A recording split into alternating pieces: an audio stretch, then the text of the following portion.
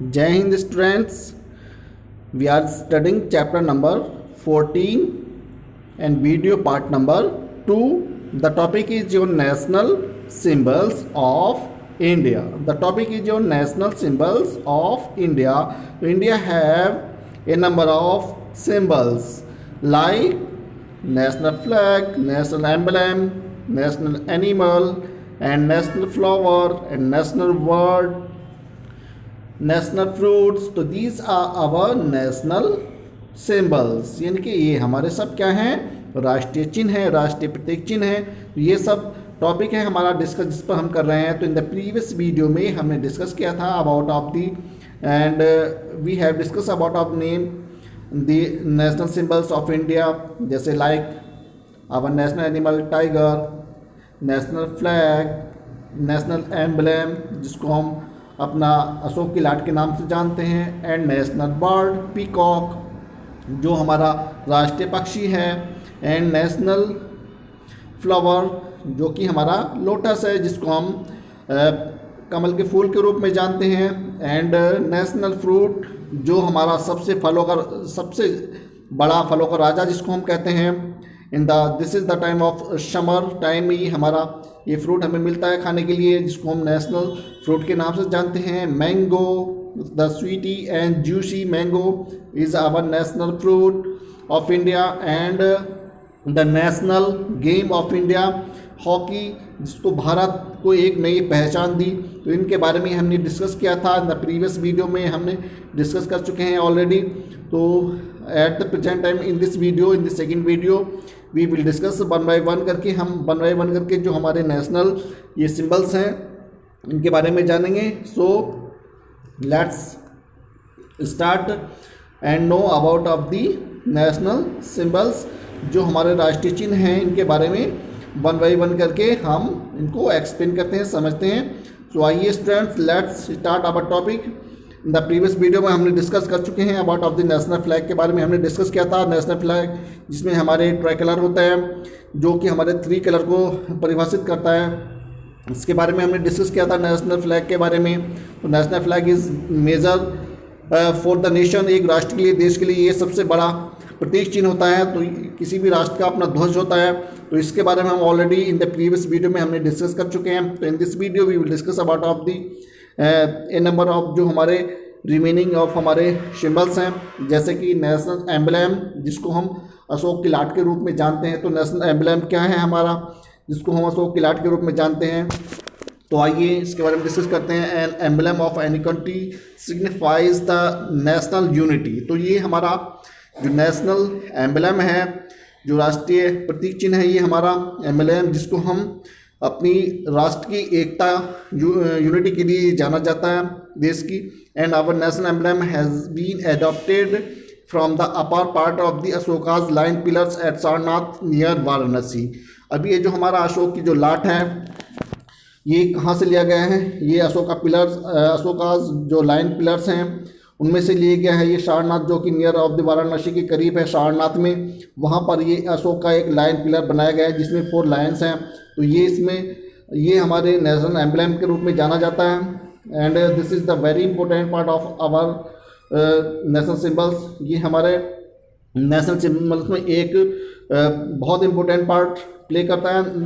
And in the original pillars there are 4 lions standing back to back, यानी कि जो हमारी ये एम्बलम है इसमें हमारे back to back near about इसमें 4 हमारे इसमें 4 जो है हमारे लाइन्स इसमें रिप्रेजेंट किए गए हैं, दर्शाए गए हैं, जो कि इसके 1 इसके बैक में है. तो इस प्रकार से ये हमारे एम्बलम में 4 लाइन्स होते हैं. और but in our national emblem only 3 lions are seen. लेकिन हमारे जो ये एम्बलम है जो अभी आपको नज़र आ रहा है इसमें ओनली केवल हमारे 3 लाइन्स ही हमें नज़र आते हैं. लेकिन इसमें हमारा 1 लाइन हाइड रहता है, पीछे रहता है, बैक में रहता है, जिस वजह से हम उसको वी कैन नॉट वॉच, हम इसको देख नहीं पाते हैं. वी कैन नॉट लुक, हम उसको देख नहीं सकते हैं क्योंकि वो इसके बैक में होता है. तो इस कारण से हमें जो चौथा लाइन है इसका वो हमें नज़र नहीं आता है. तो ये 3 लाइन्स हमें नज़र आते हैं only in front of this emblem के सामने से. यदि हम इसको देखते हैं तो हमें केवल 3 लाइन्स ही नज़र आते हैं.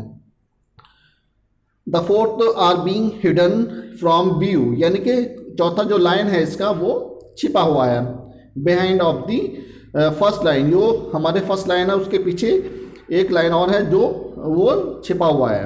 And there is a wheel below the lions with a bull to its right and horse to its left, और इसके ठीक जो एक व्हील है इसके नीचे जो कि उसमें हमारे लाइंस को शो करता है, and with a bull of to its right, और इसके राइट में एक हमारा बुल है, सांड है, और लेफ्ट साइड में इसके एक हॉर्स है। तो ये टू एनिमल्स भी हमारे एम्बलम में हैं। राइट में हमारा एक बुल हो गया, सांड हो गया जिसको हम कहते हैं, एंड लेफ्ट साइड में इसके हमारे हॉर्स हैं।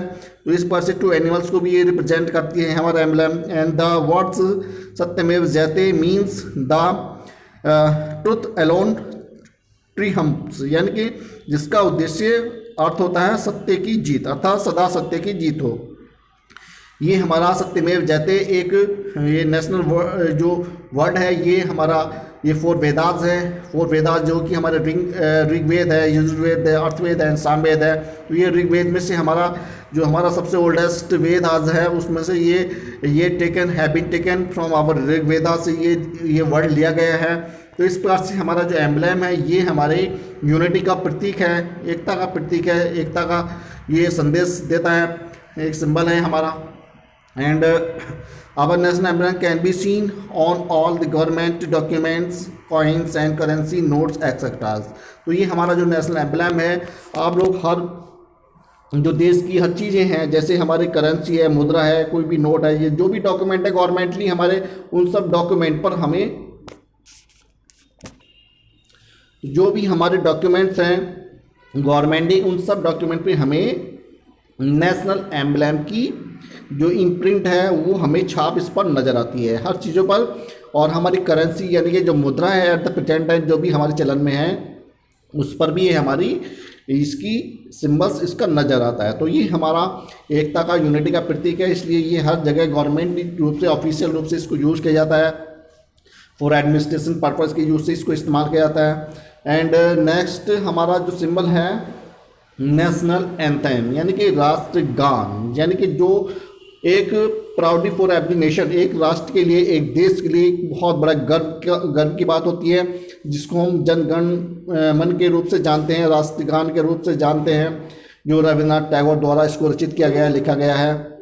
तो हमारा नेशनल एंथम है राष्ट्रीय गान, जिसको हम कहते हैं Jana Gana Mana, was written by Rabindranath Tagore के द्वारा रचित किया गया है। And we sing it on the occasion of national festivals and other important occasion. तो हम अपने राष्ट्रगान को हम ऐसे दो जो राष्ट्रीय पर्व होते हैं या जो राष्ट्रीय अवसर होते हैं, जैसे हमारा इंडिपेंडेंस डे हो गया, हमारा रिपब्लिक डे हो गया, जो हमारे मेजर फेस्टिवल हैं, उन पर हम इसको अपने नेशनल एंथम को गाते हैं, सिंग करते हैं। एंड इन 252 सेकेंड में ये गाया जाता है। And in the morning assembly we also sing our national anthem.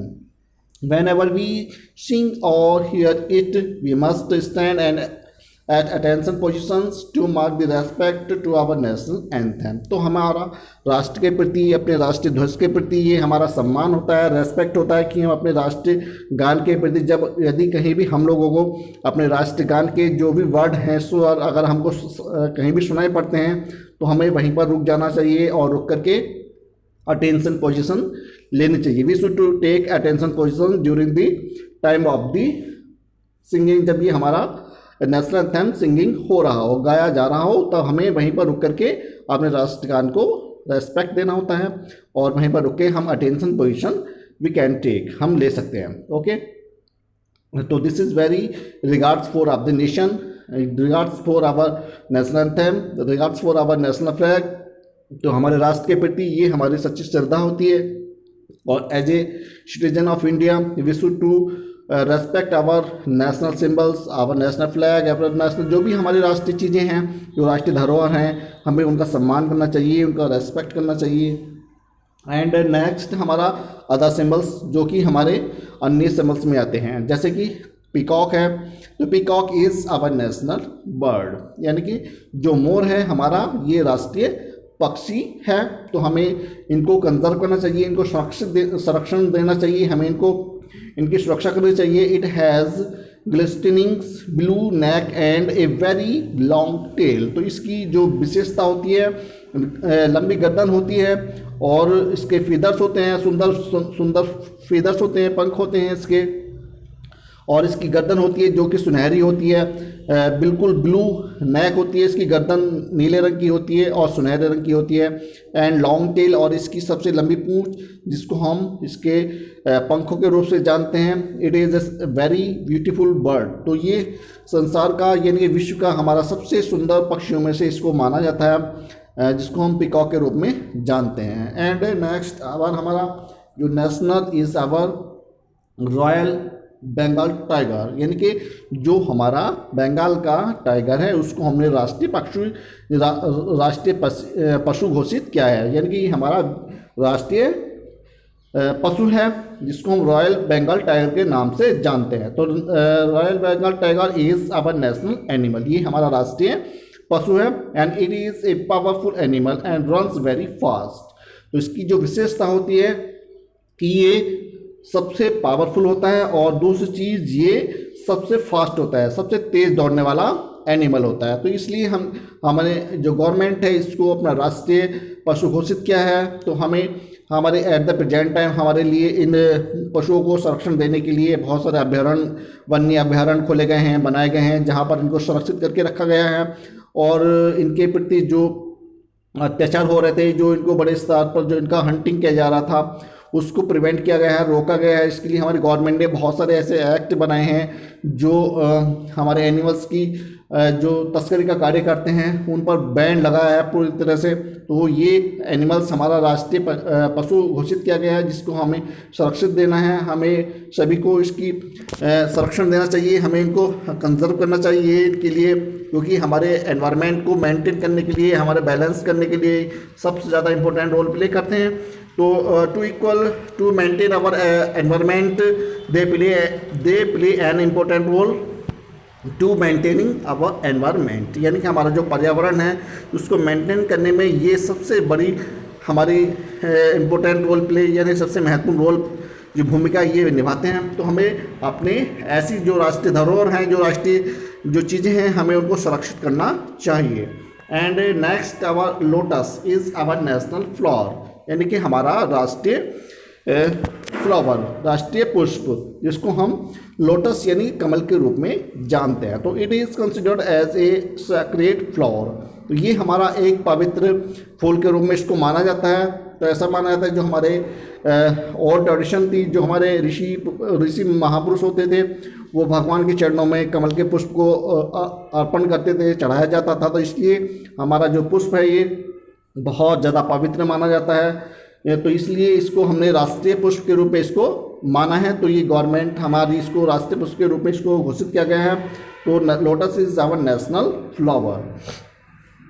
Our national symbols bring us closer to each other. तो ये हमारे जितने भी ऑल सिंबल्स हैं, ये जितने भी हमारे प्रतीक चिन्ह हैं, ये सब हम लोगों को, हम देशवासियों को एकजुट करती है, सबको एक समीप लाती है, सब लोगों को एक करीब रखती है। यानी कि ये सब हमारी यूनिटी का सिंबल्स हैं, न केवल ये हमारे एज ए सिंबल के रूप में है बल्कि ये हमारे एक यूनिटी के रूप में भी है। तो हमें इन सिंबल्स को, इनका रेस्पेक्ट करना चाहिए और we should to respect and take care of our national symbols. तो हमें इन सब अपने सिंबल्स को, अपने जो हमारे प्रतीक चिन्ह हैं, इनका रेस्पेक्ट करना चाहिए और इन सब इनका हमें पूरी तरह से देख रेख करनी चाहिए, यानी कि केयर करनी चाहिए।